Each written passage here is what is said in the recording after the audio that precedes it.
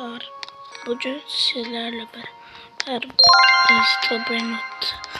Brain notlarımı göstereceğim. Kim takas eləmək istəyirsə yorumlara yazabilir. İlk önce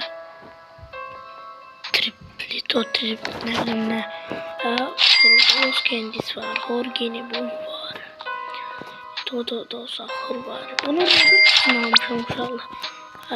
Bir tane atacağım.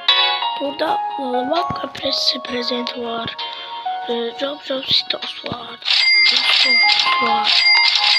Burada Karaca var. Yukarıda biraz Brainot var. Burada iki tane Nautilus var.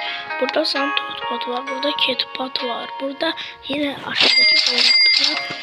Burada Galaxy, Grioro Digitale. Burada Hotspot, bir tane de Radioaktif Neutraleritas.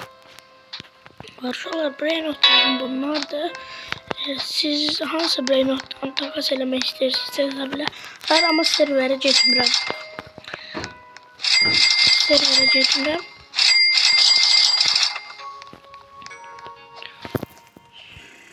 Gördüğünüz gibi bunlardı. Kim trader'e istəyirlər. Bakın. Bu da Los Job Stos'tu.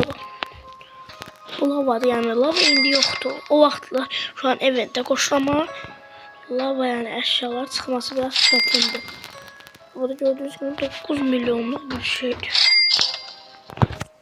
Neyse videomuz buraya kadar idi. Sağ olun.